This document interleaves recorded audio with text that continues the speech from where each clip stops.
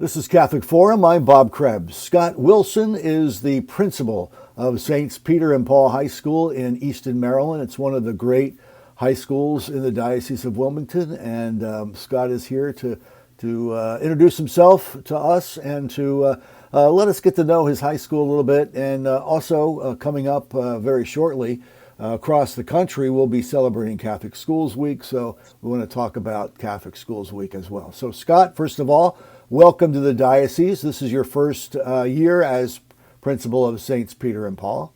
Tell us a little bit about yourself, if you would, please.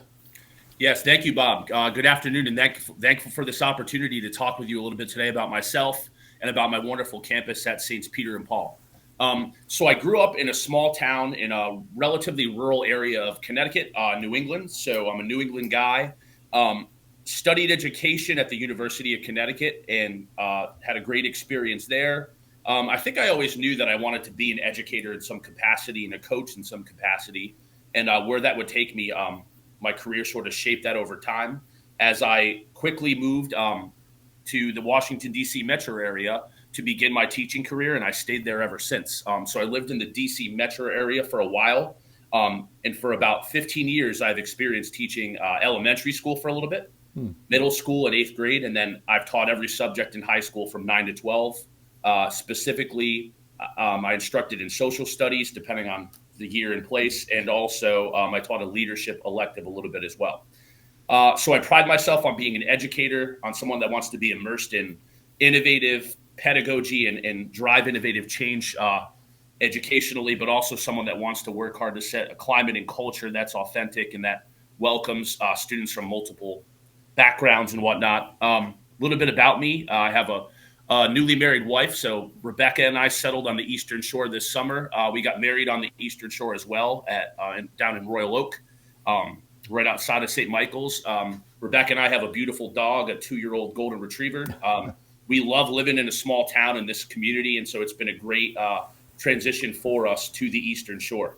What you're going to get from me as a leader, a parent had told me, just in conversations that you can't fake being there. And so I'm someone that wants to hit the ground running, that wants to be immersed in everything we do and be visible on campus, in classrooms, immersed in that setting, immersed in the after school setting and extracurriculars, et cetera.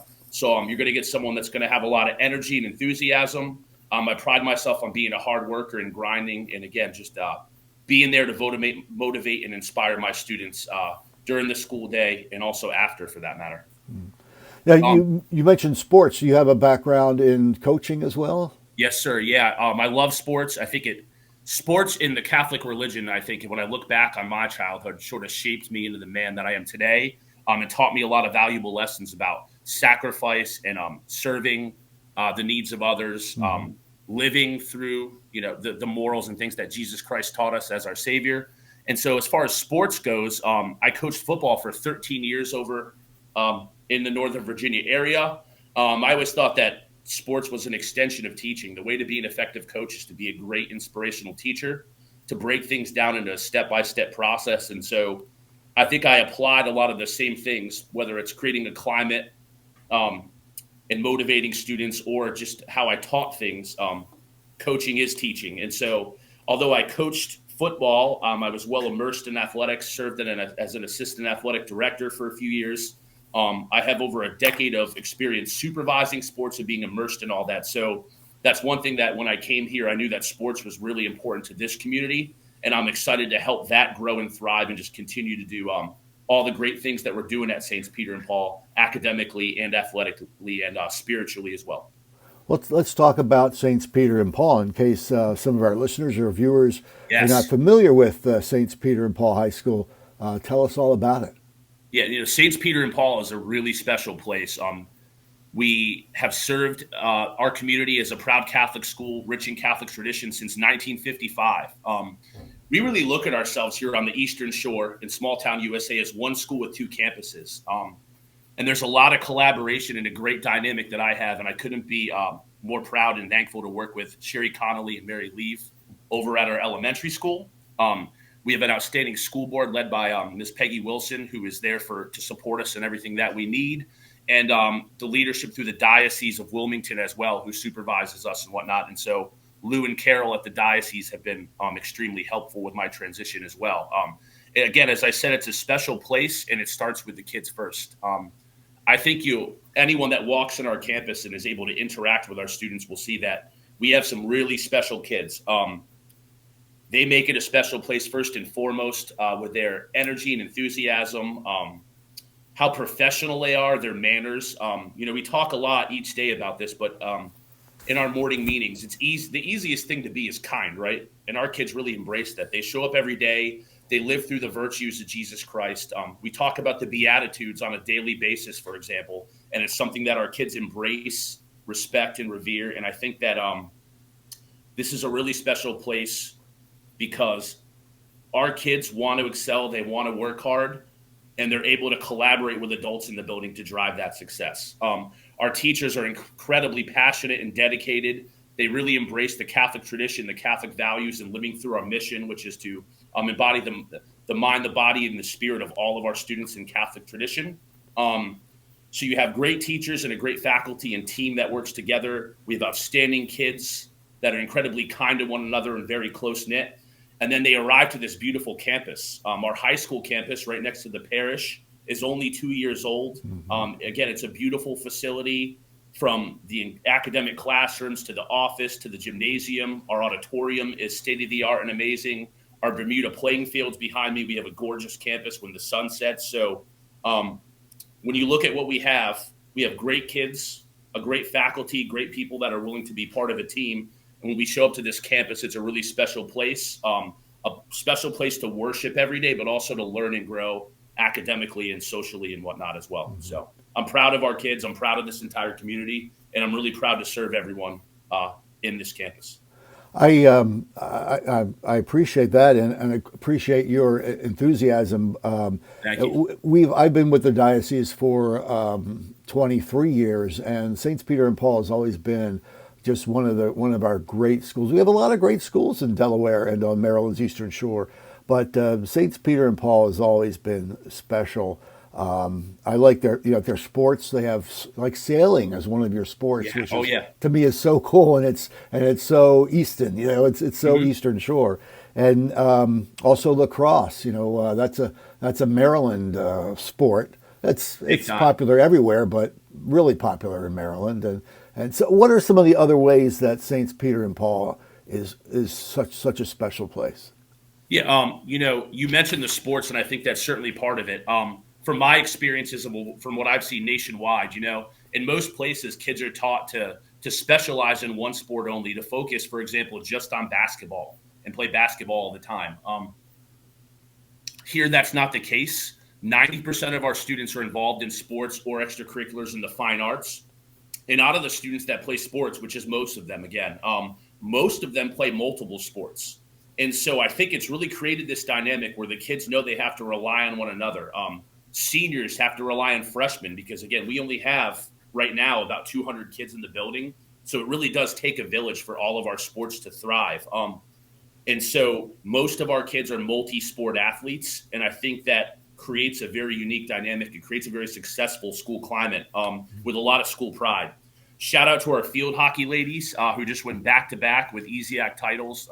We had a great group of senior young ladies, Emery Morgan, Skylar, Jenny, and Cadence really led us this fall, and they've been just dominant for years now. So field hockey is a big-time thing that we have. Our basketball is having a lot of success. Our girls just won a tournament this weekend. Our boys team is off to a great start, and they've had some excellent games so far. You mentioned lacrosse. That's kind of our flagship sport, I think, and something that I've heard all about the second that I arrived. I know that they're working hard to get their season ready because it's already about a month away. It's about 20 degrees out right now, but I guarantee that our kids are thinking about their upcoming lacrosse season. We have 17 total sports at this small community, some unique ones, as you mentioned, sailing. We have a great ice hockey program that will play this week. And so, I think that just our sports teams and our situation here, our environment is able to thrive because the kids buy in. We had some basketball players, for example, that were basketball first, but they were eager to go out and play soccer this fall because the team needed some more kids. And so, again, I think that we have a really outstanding community that is willing to support sports 24/7. Our new athletic director, Mr. Anthony Edwards, is doing a great job for me, leading our athletic department, collaborating with our Sabre Athletic Booster Association to drive change. And so I think we'll only see that grow, not only in the opportunities that we offer, but also the success that we'll have moving forward as we try to continue the great stuff that Mr. Nemeth had set in place for years here. My guest today on Catholic Forum is Scott Wilson. He is the new principal at Saints Peter and Paul High School in Easton, Maryland. It's a beautiful new school. If you're driving down Route 50 through Easton, just I guess south of Easton, you'll see the beautiful church and the beautiful high school, right there on your right if you're heading like toward Ocean City from the western shore, from the northern part of the eastern shore. And we talked a lot about sports, but Scott, one thing that always impresses me is academically, Saints Peter and Paul is always just tops in our diocese as far as academic achievement. How do you maintain that academic achievement?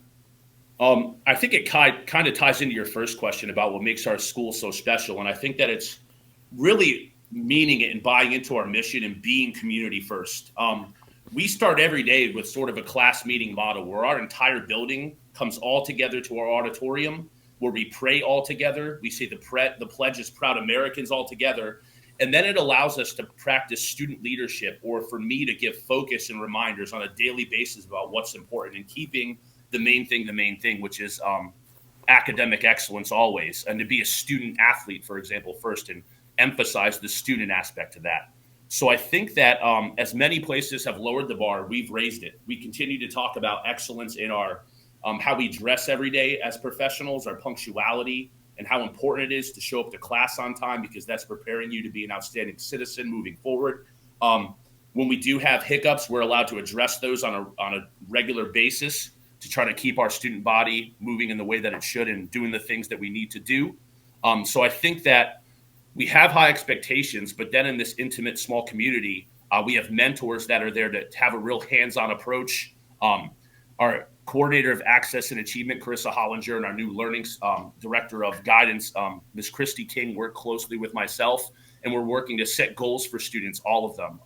For students that are in need of academic help, to set clear goals to get them back on track with regular conferencing, coaching, and to build confidence. So I think that not only do we expect a lot from our seniors more than anyone, but our entire student body here at Saints Peter and Paul. We then have teachers that are willing to go above and beyond to nurture and support kids, and an administrative team and support staff as well that's willing to help kids and encourage them and be very hands-on, I would say. So again, we talk about citizenship and community first, and I think if you do that and you talk about academic excellence on a regular basis with your student body, the rest sort of takes care of itself. We're trying to create a great climate first and foremost, socially and academically and spiritually. And if we do that, then the smaller details in the classrooms will work themselves out. Yeah. So it's definitely a partnered approach where the kids are expected to advocate for themselves, to reach out to teachers, and to be professional in their interactions with adults in the building. And then reciprocally, we expect adults to do the same and to go above and beyond for kids. You mentioned the spiritual aspect. Saints Peter and Paul High School is a Catholic school. I'm sure not all of your students are Catholic, but it is a Catholic school. And how does the school maintain its Catholic identity? Catholicism is sort of just embedded in everything that we do. As I mentioned, having a conversation with my mom once, it's sort of just when you grow up Catholic, it's a part of who you are. And so I think that everything that we do here, we start every day in prayer right away at 8:30 on the dot. Mr. Chung, our campus minister, is amazing and does a great job connecting with kids to grow spiritually, connecting with adults to grow spiritually as well. And so we start our day with prayer. We say grace before every meal on campus at lunchtime at 12 on the dot every day. We talk about our mission to educate the mind, the body, and the spirit every day. And so I think that no matter what we do, athletically, fine arts, etc., we immerse religion into it. And we talk about things like how important it is to respect religion. So as you mentioned, not every student here is Catholic, but that's okay. There is a respect and reverence for anything that we do that involves liturgy, standing silently at prayer, showing up and attending masses all together. So our students really buy into the values of Jesus Christ as our Lord and Savior and everything that the gospel teaches us, even if they're not Catholic. And again, leading up to Catholic Schools Week, we just try to do a little bit extra to celebrate Catholicism. And we serve the entire Eastern Shore. We're the one high school that's Catholic on the Eastern Shore. And that's kind of a source of pride for us, where we really want to develop that Catholic identity and mold the next set of great leaders spiritually in our community. You mentioned Catholic Schools Week. It starts on the 27th and runs through February the 3rd or 2nd, I guess, 2nd. So what is the plan at Saints Peter and Paul? What are you going to be doing special to celebrate Catholic Schools Week? As I mentioned earlier, we look at ourselves as one sort of team or one school altogether. And so it's a collaboration and work between Mr. Chung, myself, Father Nash and Angeloni over at the parish, and certainly our elementary campus as well, with Miss Connolly and Miss Leave over there. So some things that we're going to highlight. Each day of the week has a specific focus. So over the weekend, we're going to celebrate our parish at masses. We have students regularly speaking at masses, and students immersed in myself as well to pray for Catholic schools during the weekends. On Monday, we're going to celebrate our community. We're going to have a social media fast that day at the high school. Our elementary school, we're doing a lot for an elementary prayer service to thank volunteers. Tuesday, 1:30, we're going to celebrate our students. So a focus on having a special day for students with a dress down day in school colors, a movie in the afternoon. We have monthly family nights, and that'll happen obviously that week as well, where we'll have no homework on that Tuesday for students to go home and spend some time together as a family. Wednesday on the 31st, we kind of transition to celebrating our nation. So we'll have a high school mass over at the church where all our students will attend. We have a spiritual scavenger hunt that day. At the elementary school, we'll have some special things to pray the rosary, thanking cards for our servicemen and women who are serving overseas. Thursday, we transition on 2/1 to celebrating vocations. We'll send some flowers and to celebrate our Dominican sisters and our heritage. We have Eucharistic processions at our elementary campus. Friday, we have a celebration of our community and our school. So we'll have a high school adoration that day. Another staff tag day at the elementary school. Our 8th graders have a faculty basketball or volleyball game and a family bingo night that night as well. And so we have a lot going on, just again, getting back to our mission, develop the mind, the body, and the spirit. We want to continue on with our goals and academic excellence in the start of the second semester, certainly, but sort of embedding some fun things into each of those days throughout the week to celebrate Catholic Schools Week. And again, it's a team effort, working with our parish, working with our elementary school and everyone at this high school campus to bring it all together and have a great week. Yeah, I would be remiss if I didn't mention your pastor, Father Nash. I mean, what a guy, very charismatic. And Father Angeloni, too. I mean, you had some really good priests there in your parish to help guide spiritually the community. What does the future hold for Saints Peter and Paul High School? I think, first of all, I talk about growth. We're looking at an increased numbers already in our freshman class. And so as we grow, we're going to become more competitive over time. And again, we're going to keep that. We're a college preparatory school, so our expectations will continue to be very high for our students. But with that being said, we'll continue to find innovative ways to drive instruction, to change, to get better over time, to coach kids and to set goals. I think a big thing would be to grow the arts. That's one direction that we want to move in as we grow our enrollment. So we have a great fine arts department. We have a great performing arts department. We need to get better in those avenues and give our kids more things to do after school with the arts. I think you'll start to see more community relations and communication over time. We just want to continue to be great for kids, and we'll expand logically, slowly over time, the right way, whether it be in our academic programs with more athletic opportunities or in the arts, as I mentioned. We're going to continue to do all the great stuff that was set prior to me even being here. Again, there's some great institutions and norms in place here. It's up to me to carry those onward, to make sure that faith is immersed in everything that we do when we do that, and to do whatever it takes just to be great for kids in this community. Suppose you're at an event, maybe at the supermarket or something, and you bump into a parent who has a seventh or eighth grader, what would you say to that parent who is thinking of choosing Saints Peter and Paul for their children's high school education? And that happens on a weekly basis here. I live in the community, as I mentioned. I love being in Easton in general. It's a special community. I love our parents. I love our kids. I can't stop bragging about our kids in this building, and I mean that sincerely. If you meet them, I would tell the parents, come see us, right? And if you walk around this campus, you get a vibe when you meet our kids that there's something special going on here. I had an eighth grader, for example. We interview all our eighth graders right now who apply to be here as high school students. And an eighth grader told me Friday, when I asked him why he wanted to go here, he had literally said, when I came here, I feel welcomed, like I'm part of a family. And so if eighth grade gentlemen are saying that entering our building, we're doing something right. There is a connection between our older leadership, our seniors even, and those eighth graders. We brought our juniors, in fact, who will be seniors next year, a few student leaders, in to talk to all our eighth graders, and we welcome them to our campus. And so I think that if you come see us, you'll feel that the way that our students interact with adults, the way that they carry themselves, the way that they take care of the physical property of the building, there's something special and you can feel it in the climate. I would tell them that I'm very proud of our academics, certainly. I think I would put our kids up against any kids in the country as far as academic rigor and progress and how hard they work and how they balance their workload with their extracurriculars after school. Parents should certainly, if you want to send your kid here, schedule a shadow day. Come stay the day with us and let your son or daughter spend the day with one of our fine young men or women to show them a student perspective of what it's all about. Again, I think you'll see as you walk in our building right at 8:30, we are community first. We really are invested in taking care of the whole child. And we have high expectations for every kid that walks through this building. And so I would tell them to come visit us, come say hello, check it out. It's a beautiful place. I know it's a special place. And I think that the more that we get the word out that we have a special school on the Eastern Shore, the better.